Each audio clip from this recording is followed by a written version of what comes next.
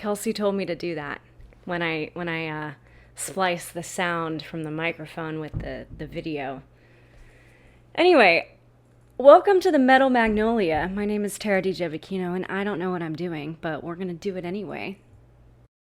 And yeah, I called this podcast the Metal Magnolia because I really enjoy metal music and I like flowers, like magnolias.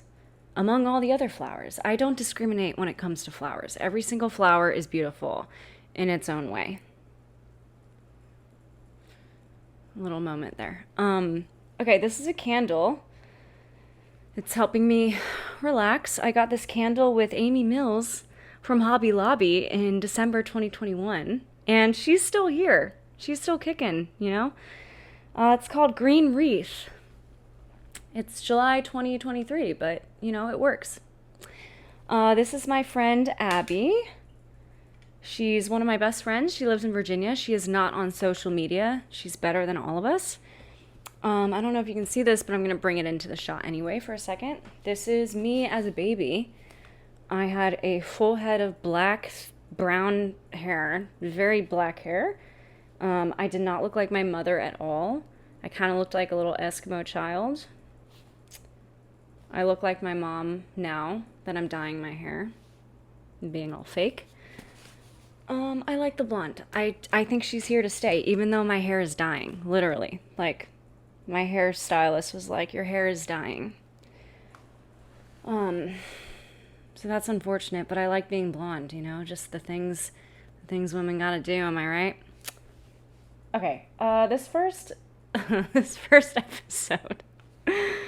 There's a lot of things I want to do on this show, but this first episode, I just wanted to share some of my story of how I got to where I am now. 28 years old, living in New York City, living in my own apartment. God is so good. Yeah, just kind of my life story and how it led up to this point. I think there's a lot of power in people's testimonies and people's stories, and I don't think I have anything that's like super extraordinary to talk about, but I think that there is beauty in everyone's individual ordinary story and power in it. There's power in the ordinary. So yeah, let's start. This is going to be just me talking to myself. So this is the way that I think in my head, and now it's coming out loud, and now you get to listen to it. And thank you, by the way, for listening and watching, or listening and watching. If you're just watching, that's a little strange because it's just a bobbing head for however long this takes. And I would think you would want to listen anyway. Thank you for listening and watching, or just listening, but don't just watch it. That's weird. Okay. I grew up in Southern California in a very blessed family. My dad was a computer software engineer. So we were not destitute by any means. I grew up with a pool in my backyard. It was great. We still always preferred to go to the beach, though. You know, we had a pool right there, and we would always whine about going to the beach instead, because you can just never be happy with what you have, right? Even if you're blessed, you can't be happy with it. That's just the human condition. My mom and dad were not Christians when they met. They were not Christians when they got married. When I was like 4 years old, I would say, my mom became a born-again Christian. She joined a group called MOPS in Southern California, which I forget what it stands for, but it's basically, I think they've gone woke now, which is unfortunate. But at the time, it was just a bunch of, you know, mothers who came together, typically stay-at-home moms, just for companionship, you know, like new moms. And there would be women who would come in and share their testimonies, share the gospel, all this stuff. And I think my mom heard Elizabeth Elliot's story. If you don't know who Elizabeth Elliot is, by the way, you must go look up her story. That woman is a fierce, amazing woman of the faith that just will just kill you. Her story, like the way that she loved the Lord and just laid her life down for him, and the way God used her life. Anyway, my mom heard her story and became a born-again Christian. So it's one of those awkward situations where a spouse becomes a Christian after the fact, after a marriage has already taken place. My dad grew up Catholic, so he was not against us going to church. And he cared about my mom and saw that it was very important to her, so he was okay with it. We went to a Christian elementary school to learn about Jesus and read the Bible and know all the stories, and he thought it was great. Like, he wanted us to have good morals, and he wasn't against the church. He just didn't have that personal relationship with God. And I remember being a little girl going to church. Again, my dad didn't really want to go to church, but he went because my mom wanted him to go, and it meant a lot to my mom. And I just remember, this was a non-denominational church, and so people would raise their hands in worship, and I just remember being little and, like, looking up at him and being like, Daddy, why won't you raise your hands? He was just very stoic, hands at his side, clearly uncomfortable with all of it, but still went because it meant a lot to my mom, which was great. At around 9 years old, I was in between, like, pursuing ballet and pursuing soccer, and I decided to pursue ballet. I really liked ballet better. And from that moment, for many years, ballet became my entire life. All I wanted to do was be a prima ballerina. That was the dream, right? I'll save that part for later. At 12 years old, my dad actually passed away from brain cancer. I remember it was during my parents were remodeling the kitchen in our house, and we were all out. It was like a Saturday or something. We were all out looking at, like, marble or granite for the countertops, because my mom was going to be able to design her dream kitchen, which was, like, something she'd always wanted to do. So like, they were going all out with that, and we were at a store where you buy granite for countertops. And I remember my dad's legs started twitching uncontrollably, and that's kind of when the investigation started. My dad was an incredibly healthy person. He ran every single day. He ate incredibly healthy. He would never let us eat anything unhealthy. Sometimes he would sneak bad food, but for the most part, he was an incredibly healthy person. So when we found out he had brain cancer, and it was, like, in one of the worst phases, I mean, it was just, we all thought he was going to get through it because he was so healthy, and he was a fighter, and he did fight until the end. But yeah, he did the chemo, he did the radiation. I'm, like, only 11 years old, so it's a lot of the memories of this are a little bit hazy. So if I'm scattered, that's why. He went in for a big, like, radiation surgery, where they were going to go in and try to, attack the tumor head on, and they accidentally, like, hit a nerve in his brain, and so it paralyzed the entire left side of his body as they were trying to eradicate the cancer. But he did not give up even then. My dad taught himself to walk again. I mean, this was someone who was literally paralyzed. He had to completely learn how to walk again. And he did it. And it seemed like things were on the up from that. And then, again, it's hazy, but they went back in for a checkup, and it was like the cancer was back, and it was more aggressive than ever. And then from there, everything went downhill super, super fast.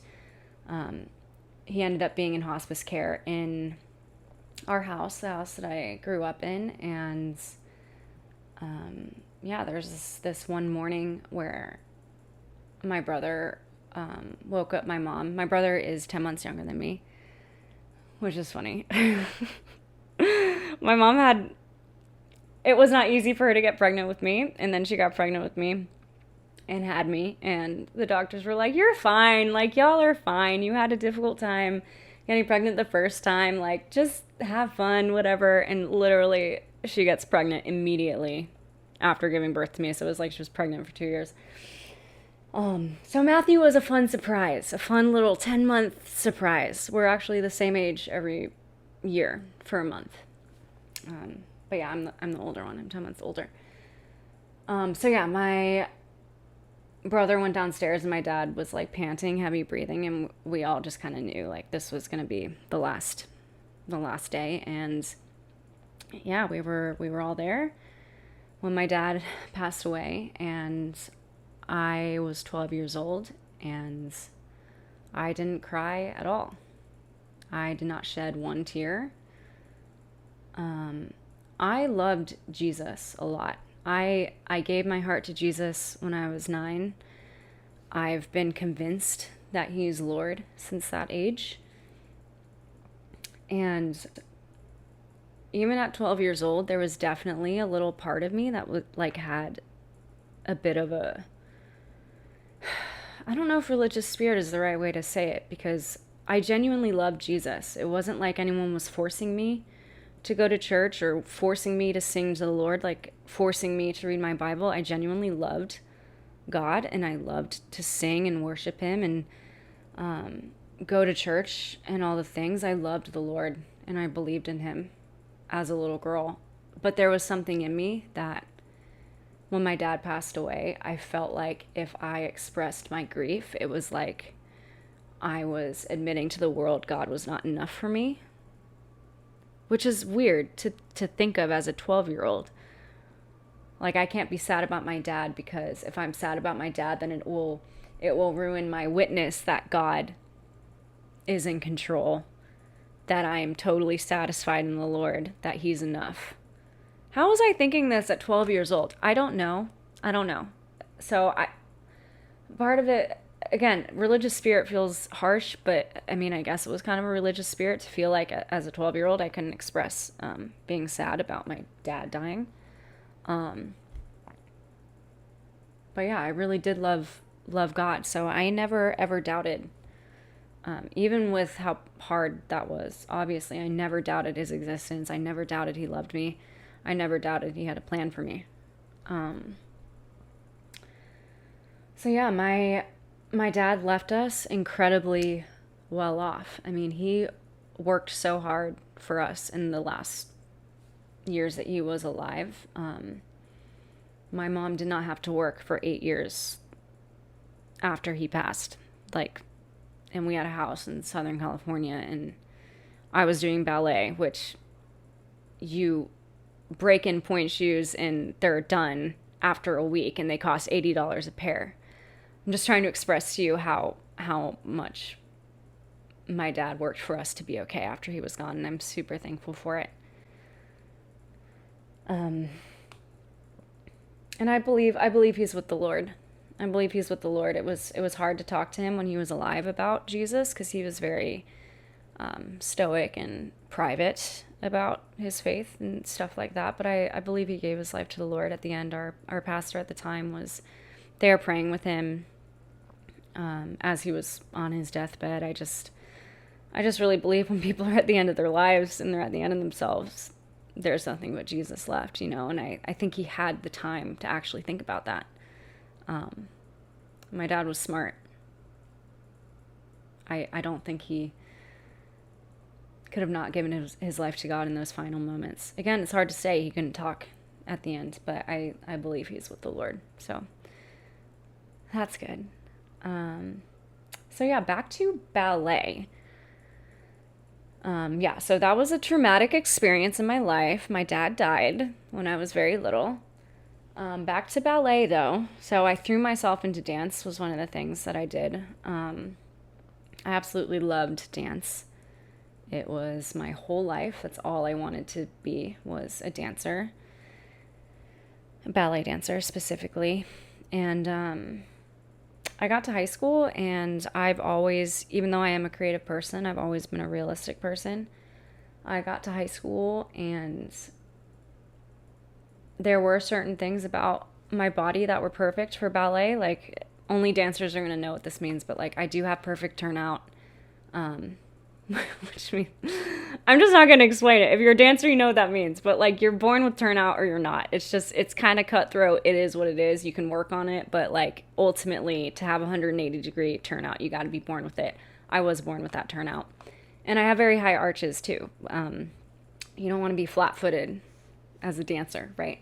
But there were other physical limitations I had, where I just knew it would be painful for me to pursue a career in dancing, like professionally with a company, 24/7 or whatever. And there were just things I was never going to be able to do. I was never actually going to be good enough to do what I wanted to do with ballet, which was perform and to be in a company. I didn't really have a desire to teach, and I didn't really have a desire to choreograph. All I wanted to do was perform and be on stage and like blah, blah, blah. And then not to mention too, like just my just getting really real here, my curves. There was no way it was gonna happen. I mean, my senior year of high school for our ballet performance, I had to saran wrap my chest. Okay,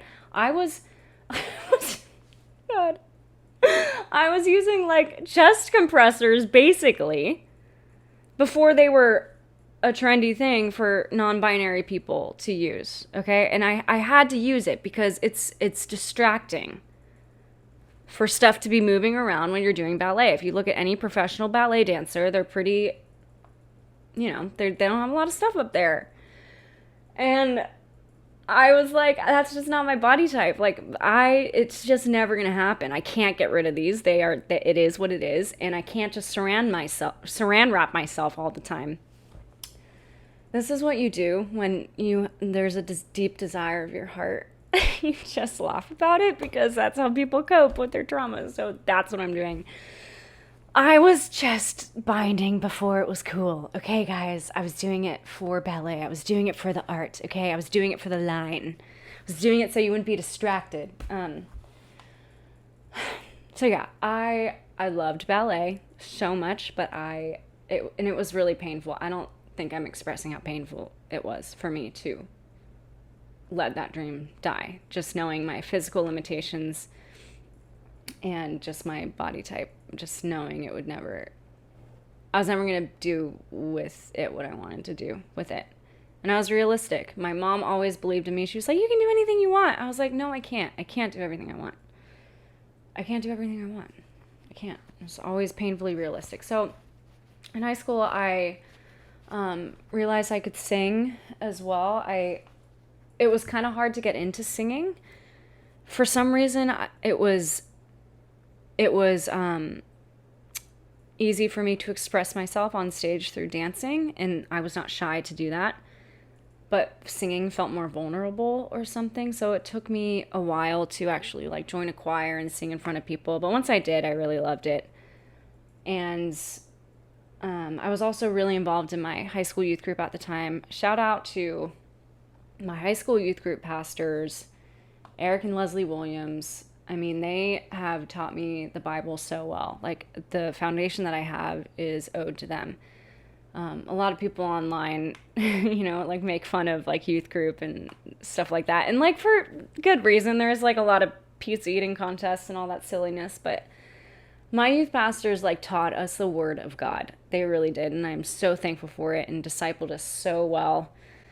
And I owe much of my faith to them. So shout out to them. Anyway, I was able to like lead worship on Sundays in youth group too. And again, I still really loved God in high school. Like I loved the Lord.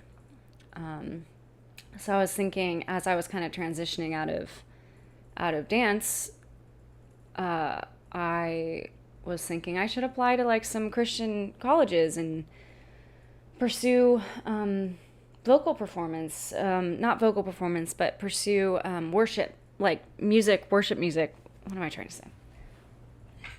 I'm so thirsty.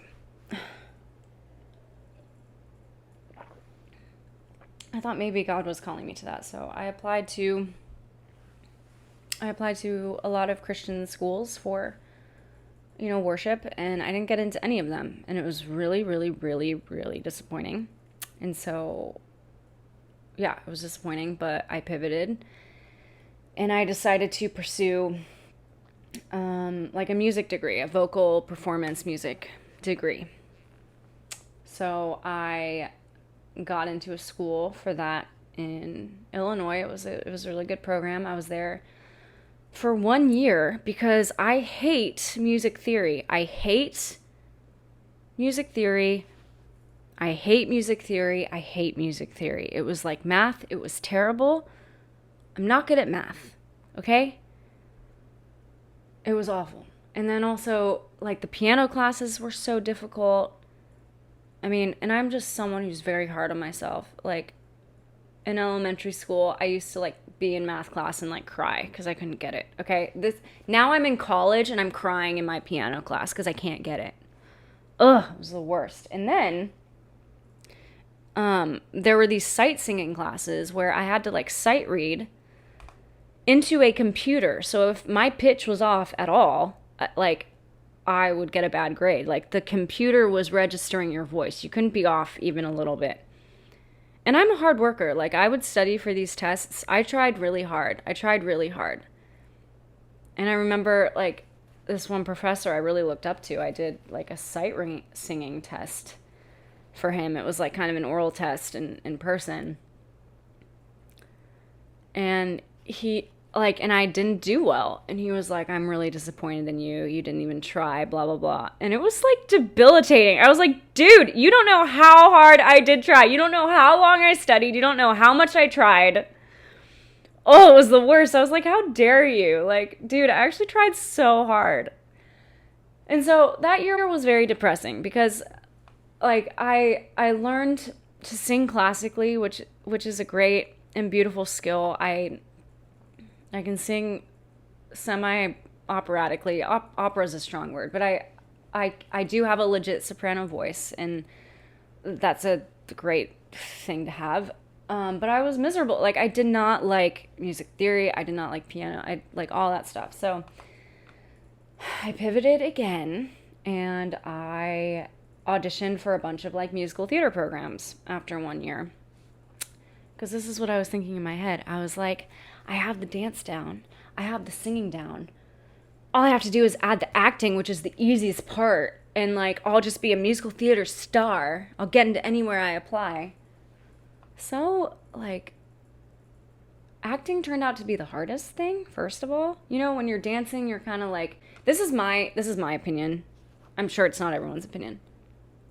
Dancing, I'm using my body to express myself. Singing, I'm using my voice to express myself. So it's like there's something kind of to hide behind. But with acting, it's literally just you. And it's the most vulnerable thing and the most uncomfortable thing, therefore, ever. But also the most freeing thing. So anyway, me being ignorant of how hard acting actually is, I was like, yeah, I can totally do musical theater. I can sing and dance. Those are the two hardest things. Anyway, I did get into one musical theater program, and that was a small liberal arts school in Massachusetts. So I went there, and it was cool. They accepted a lot of my AP credits from high school, which was great. And it meant that I could get a BA in 2 years there. So my full college experience was 3 years, and I got a BA, which is great. Most people have to go for 4 years. But yeah, I remember college not being very challenging at all, especially, I mean, it was challenging in some ways, but I think my AP classes in high school were far more challenging than any class I took in college, to be honest. I think my writing was better in high school. I think my analysis of novels and stuff was better in high school. Like, I don't even think I analyzed any novels in college, which is because they took all my AP classes. So I was literally just taking classes for my major, pretty much. But yeah, let me look at this because I feel like I'm missing some stuff. Oh yeah, when I was in college, I studied abroad at Shakespeare's Globe in London. I absolutely fell in love with Shakespeare there. And I was like, dude, I need to do some Shakespeare. This is amazing. I've never seen words come to life like this.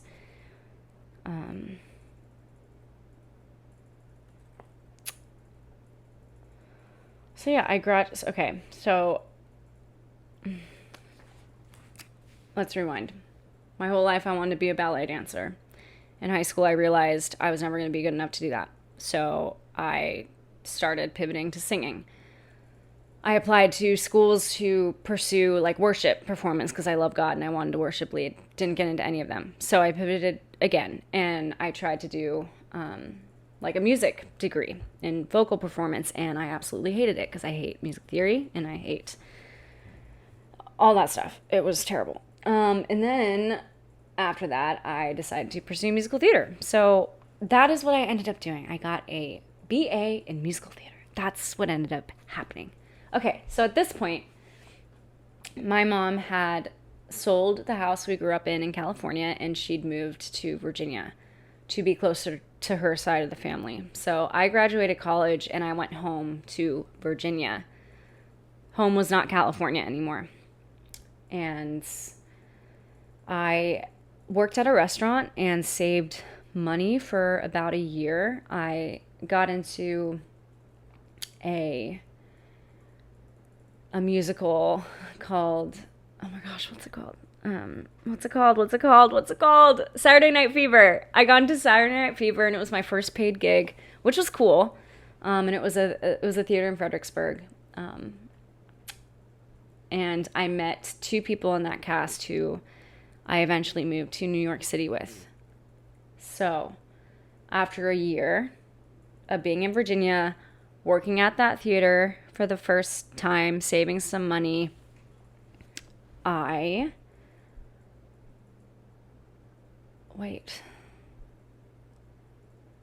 don't need to share that. I also did another like little theater thing in the Berkshires. I don't need to share that though. It's fine. Anyway, let's just speed it up. Okay. This is tiring. Jeez. See, I told you my life story was like way too much. It's just like freaking a lot. Okay.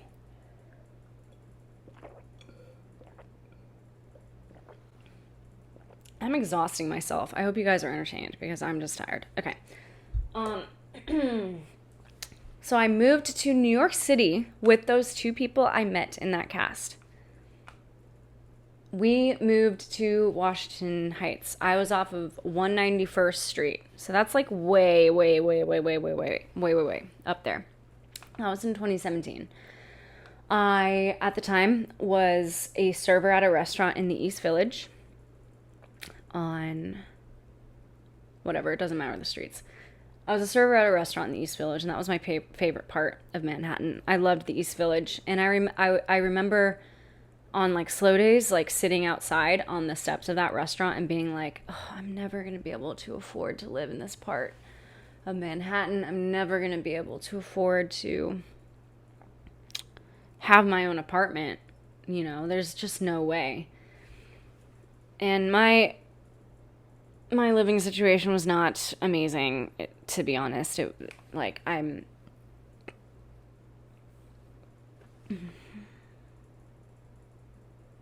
I am so tired. I have to stop this.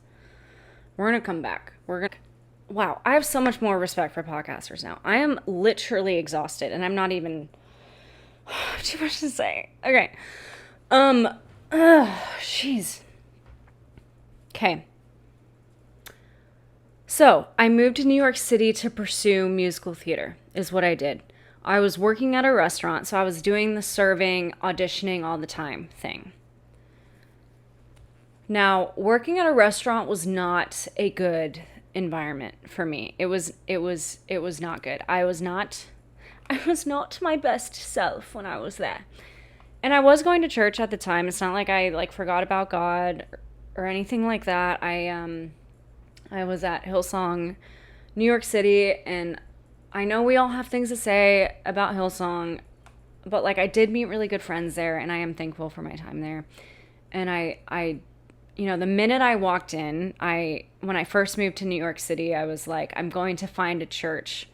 I'm going to find a church right away. And I was going to take a month to just kind of check out a bunch of churches. And Hillsong was the first church that happened to come up on my phone. I was very involved in my youth group in high school, and we would sing a lot of Hillsong songs.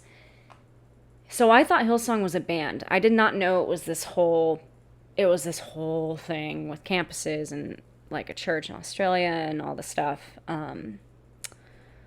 But yeah, Hillsong was the first church to come up on my phone the first Sunday I was looking for a church, and I walked in, and I love music. Like, I love music. I am so thankful for music. So when I walked in and the music, I mean, if you've been to Hillsong before, if you've been to a church like that before, and music is something that really moves you, and you love worship, you love worshiping the Lord. I mean, that was it for me. I walked in and I was like, this is where I got to be. Like, this is great. So I got connected right away. I remember going to like one of the guys in the back, like right after the first service to get in a connect group. And it was actually Jeff, my friend Jeff, who now goes to my current church. He doesn't remember meeting me. Of course not. No, it's fine. But I remember it so vividly. It's so funny. And now, years later, we're at a different church. It's just interesting. God is interesting. Anyway, so I was working at a restaurant and doing the restaurant thing and auditioning as much as I could, going to all the cattle calls. You know, that's what they call the big auditions, where everyone, like, it's like around the corner, people waiting in line to just go sing 16 bars of music or whatever to show that they have something. And it was, working in a restaurant was not good for me. I am kind of an introverted person, so just being around that many people all the time and just being on all the time was incredibly exhausting and stressful for me. And it was just far too easy to drink the whole time. I mean, I was not a healthy person when I was doing it. If someone pissed me off, whether it was someone I was working with or a customer or someone rude, like whatever, I would just like go take a drink or have a shot or something.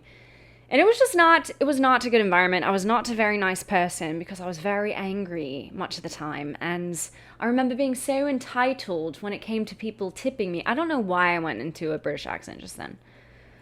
But no, it's just like, you don't make that much money. At least I didn't. You can make a lot of money serving. I probably didn't work at the restaurants where I could have made more money if I'd worked at different types of restaurants, but whatever. I started to get very entitled with people tipping me, and I just did not like the person I was becoming. I would get very angry very easily. I drank too much. I was barely paying rent, and it was stressful. And I really felt like the Holy Spirit convicted me to get out of that. And to get out of that line of work meant getting into admin type of work, getting into office work, getting into 9-to-5 work. And that was scary to me because I'd never worked in an office before. I had no idea what I was doing. I felt like I wasn't qualified. And it was also scary because I felt like I was giving up my dreams of pursuing musical theater, because all of the auditions for musicals and plays are during the week, like Monday through Friday. They're not typically on the weekends, you know, the paid roles. And so if I was going to get a 9-to-5, that meant I was giving up auditioning for stuff, you know, and I really felt like I was like dying, like I was giving up my dream, and I felt like God was calling me to do it because the way I was living was not good. And he was like, you need to let it die. Like, you need to do a different line of work that makes you a healthier person, that makes you a better advocate for my kingdom. You're not acting like a Christian in this type of job. And something that would just help me be healthier and less stressed out, and like know where my money was coming from every week, and it wasn't so fluctuating and all that stuff.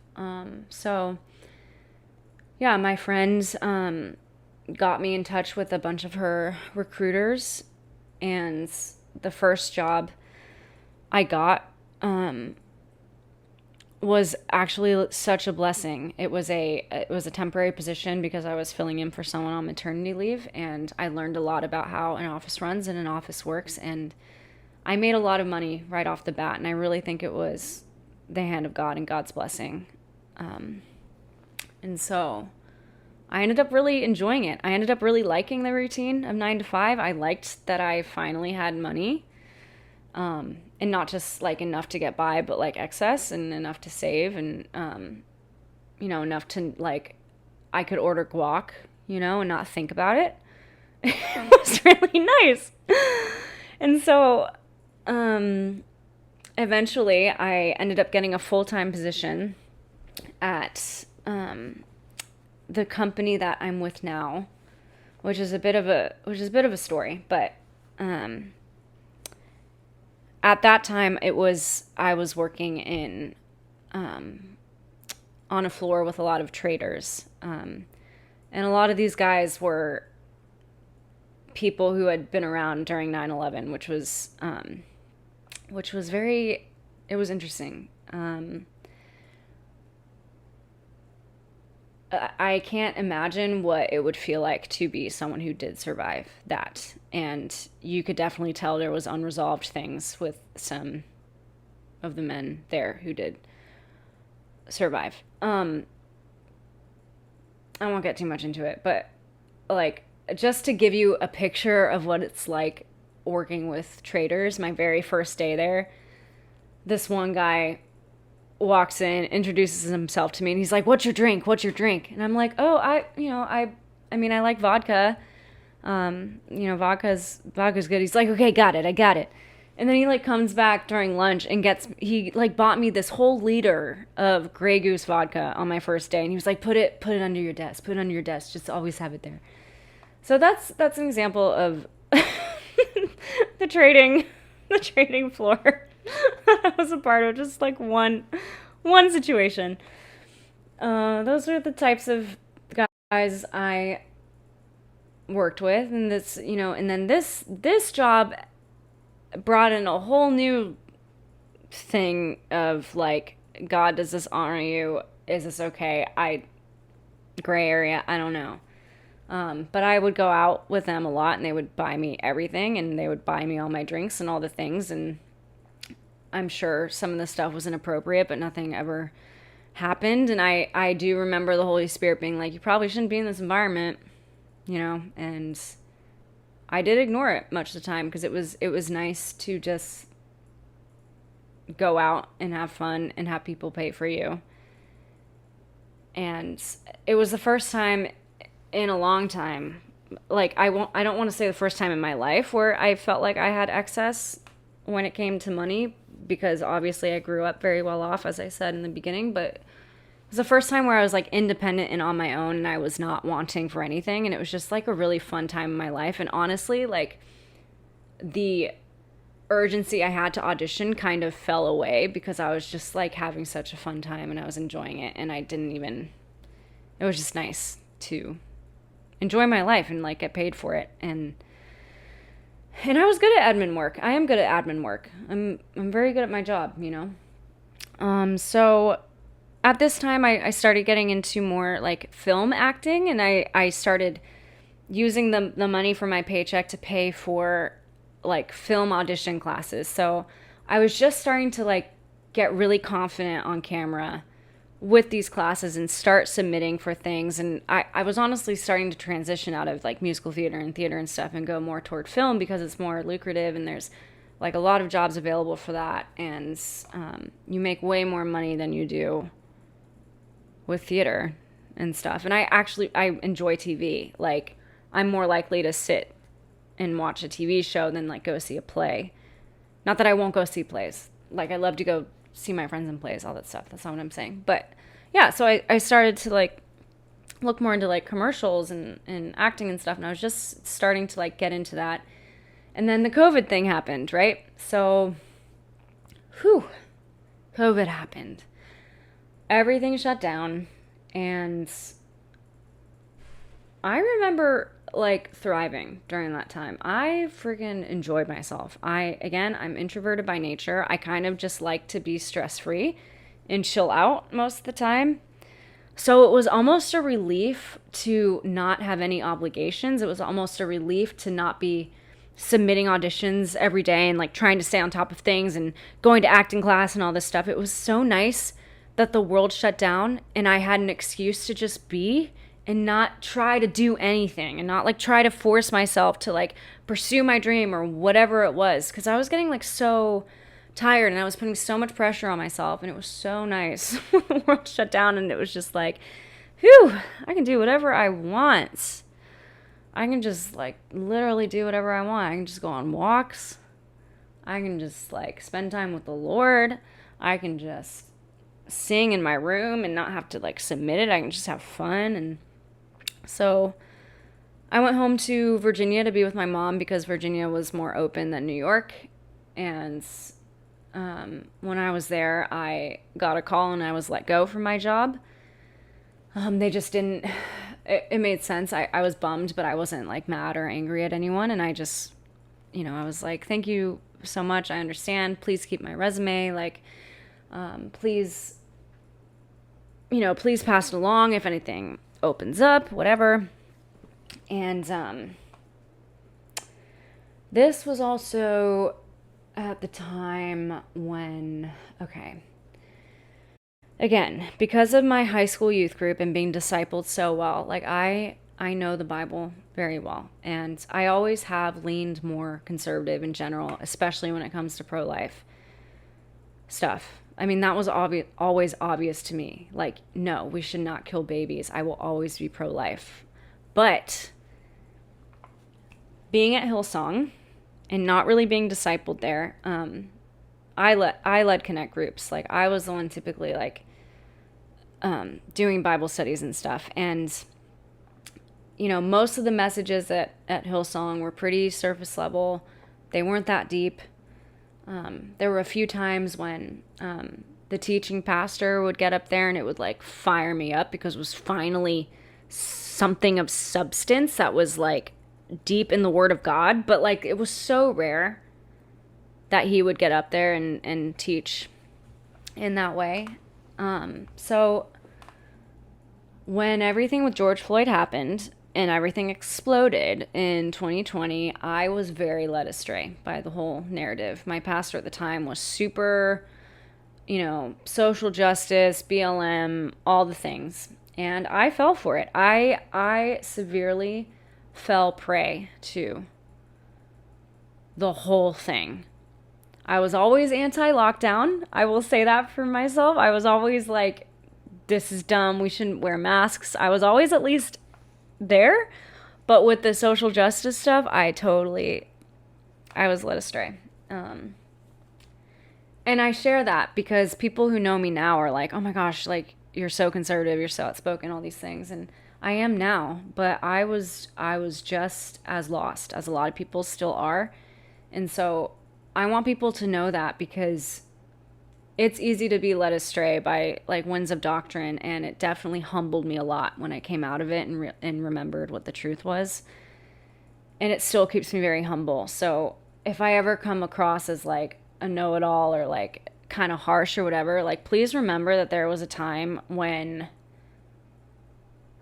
I was so far deep the rabbit hole that I didn't post the black square, because I was so deep in the rabbit hole that I was like, guys, it's blacking out the hashtag. Like, if you're for the cause, you won't post the black square. Like, don't do it. It's contrary to the cause. Like, that is how deep in it I was. And there were moments when I literally hated myself for being white. I mean, I can't exaggerate this enough. Like, I hated myself, and I like sobbed and sobbed and sobbed over it. I sobbed over this stuff, and it's so cringe when I think about it. I remember I led this prayer call. I led this prayer call. Oh, that's so embarrassing. I led a prayer call with like all of the, that I invited, like all of the, so I mean anyone could come, but it was for, my black brothers and sisters at Hillsong, and we were all gonna get on the phone and just pray for America to repent of its racism and all the things. It's so embarrassing. It's so cringe. It's so cringe. And like, me and another white guy led it. Like, it's just so bad. It's so bad. So I am humbled every day when I think about that. Okay.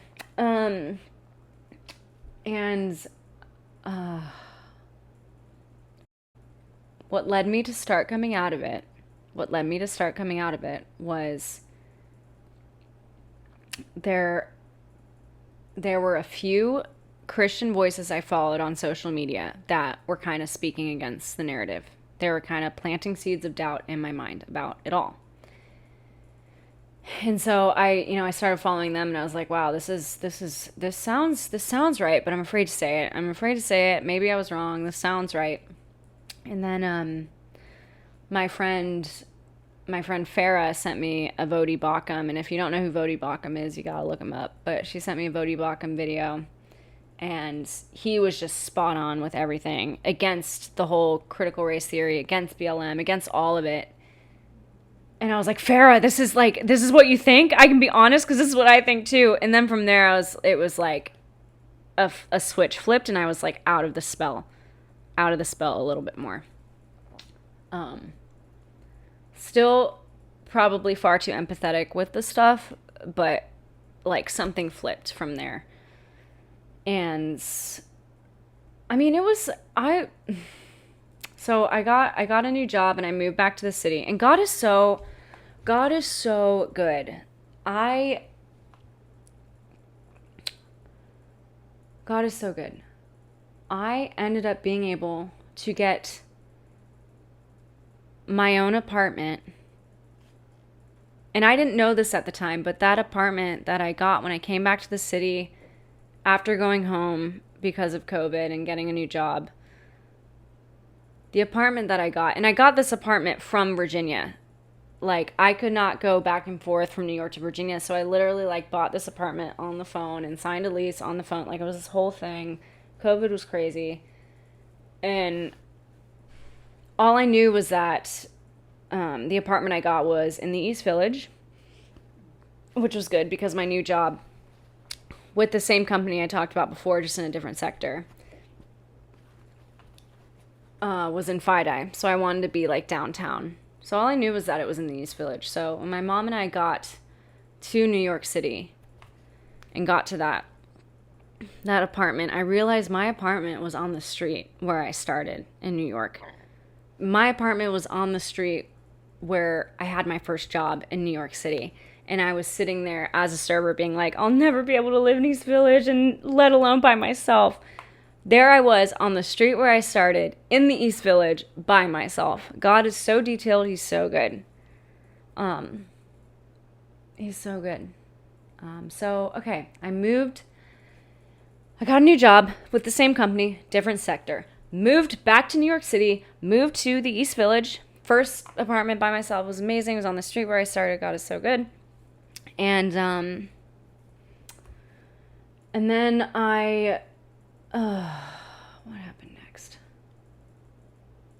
what happened next? I ended up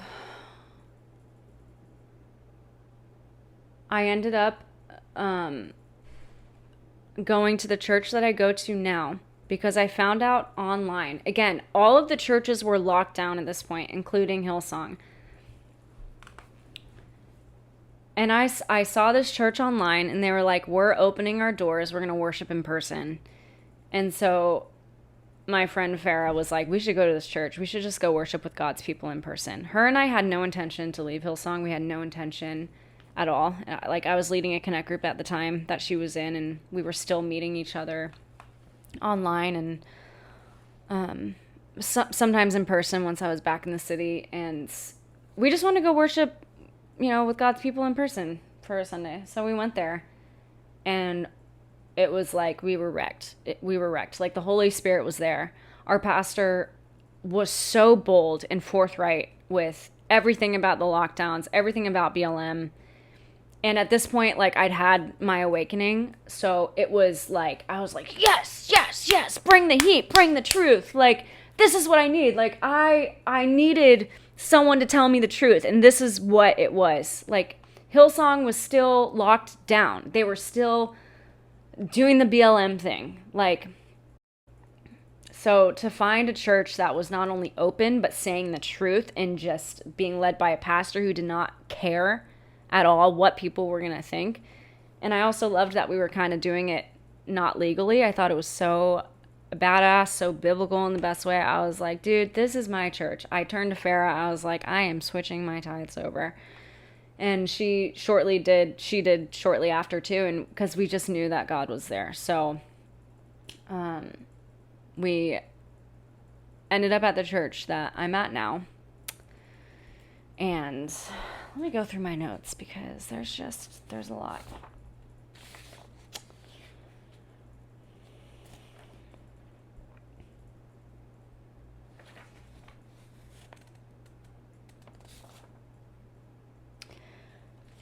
Yeah, so at King's Church, I'll say the church, at King's Church, led by Pastor David Englehart and his wife Bethany, love them.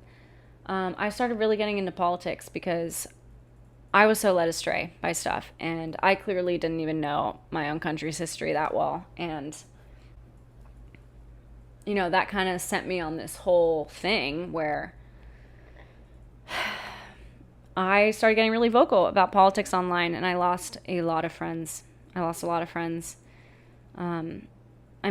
was in a place not too long before that when I was dating a guy who was very conservative, and and he was conservative and vocal about it online, and I was afraid to introduce him to some of my friends at the time because that's how vocal he was, or how vocal I thought he was. And now, it didn't work out, and I am just as vocal, if not more so, than he was at the time. And now those people aren't my friends anymore because of what I've said and what I've posted. So,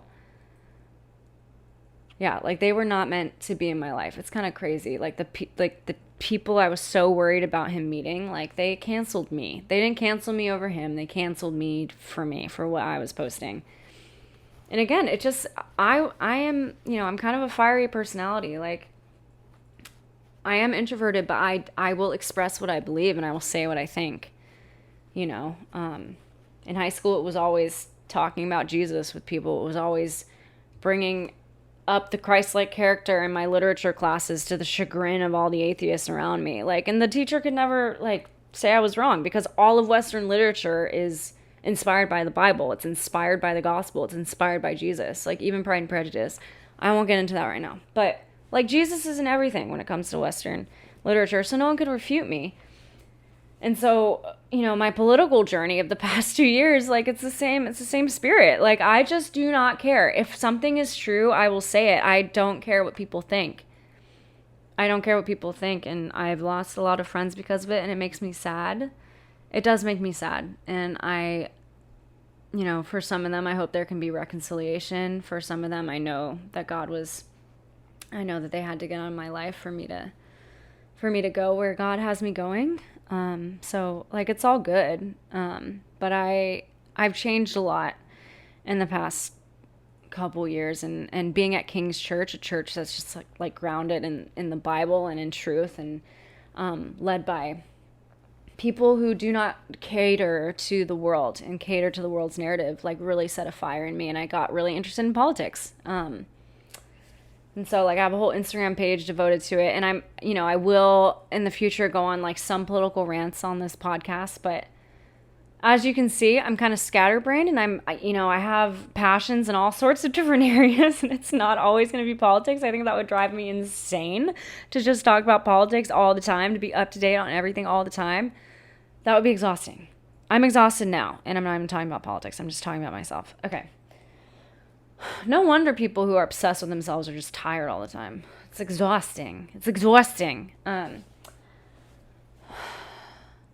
So yeah, I got really into politics being at King's Church, and I kind of wasn't auditioning for stuff. I didn't even now, I'm just starting to get back into acting a little bit, but I did not audition because they started requiring vaccine mandates. They started requiring you to be vaccinated to audition. And it's just so dumb. So when you go into audition for a musical or a play or whatever, this is what you do. You say, "Hi, my name is Tara DiGiovacchino. I will be singing Somewhere Over the Rainbow, and hi, my name is Tara DiGiovacchino. Today I'll be singing Somewhere Over the Rainbow. I hope you enjoy." That's kind of how you slate before you start. And now this is what they want you to say. They want you to say, "Hi, my name is Tara DiGiovacchino. I go by she, her pronouns. I am vaccinated, and I'll be singing Somewhere Over the Rainbow." I'm not going to give you my pronouns, and I'm not going to give you my vaccine status. I think that's stupid. And this is what audition slates are now. And I'm not freaking doing it. I'm not, because I'm not vaccinated, and I don't cater to the pronoun BS, right? Not to mention that so much of what Broadway is putting on is just so gay. It's just so gay, literally. I'm not saying gay as like dumb, but like literally everything is gay. Everything is about being gay, about being non-binary, about being trans, all this stuff. Like they're rewriting original stories to like fit their political agenda, and I just don't want any part of it. And it's only been recently that I have been inspired to start acting and pursuing it again. One of my good friends was in a play recently that I saw, and it was amazing. It was amazing. It was off Broadway, but I was really inspired by it. I saw it like a month ago, and I was like, wow, okay, there is still some good art happening in New York City. Maybe it is time to try to audition again. Maybe it's time. And so, yeah, I mean, slowly but surely, I'm starting to get back out there again. But yeah, it's been like a long time. Like, I haven't auditioned in a long time. It's like scary. I used to do it every day, and now I'm like, geez, like, do I even have the energy to do this? Do I even care? I do care. I'm gonna do it.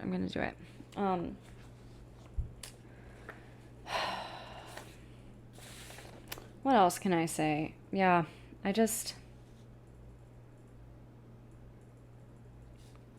God's been awakening artistic dreams in me again. And like I said, I can't just sit here and talk politics all the time.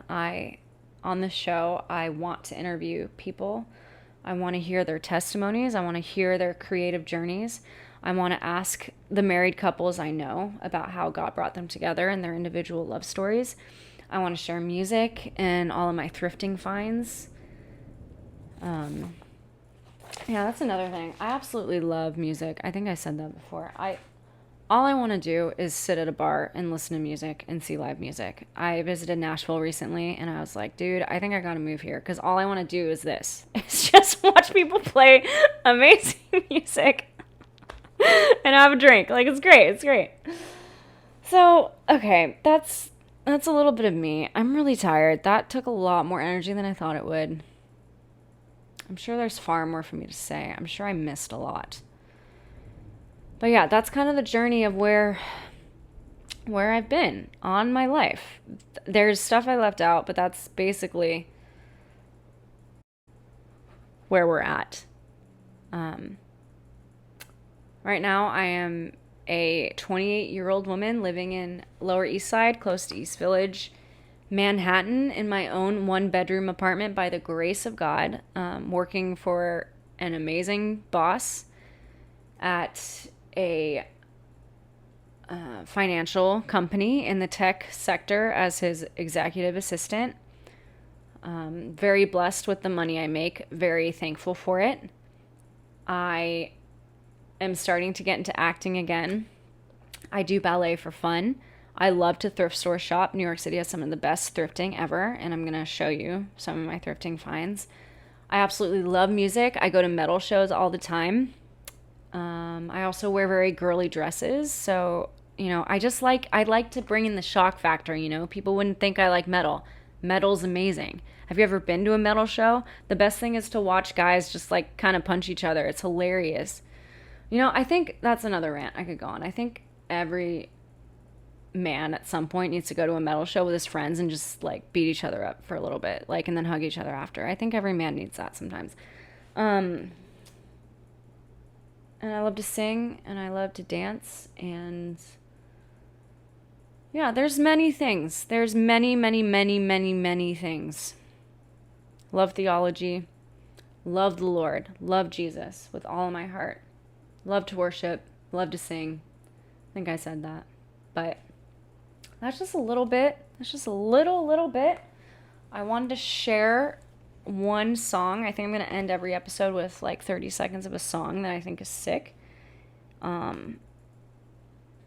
This one is called What Do You Want From Me by Bad Omens. That's what the band is called, Bad Omens. And you know what? It's great. It's like vampire metal, EDM, dancey vibes. I can't really describe it.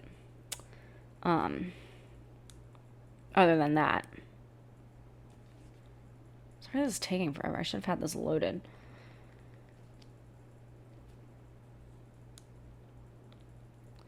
Okay, again, just the first 30 seconds of it. We're going to see if, like, I can post it on YouTube still. Okay.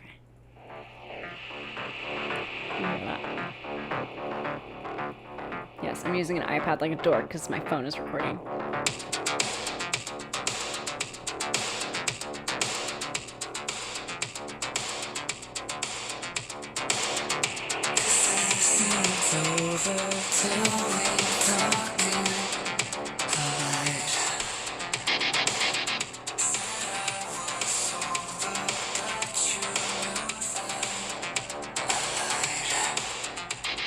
Okay, that's 30 seconds, so you're just gonna have to listen to the rest of it.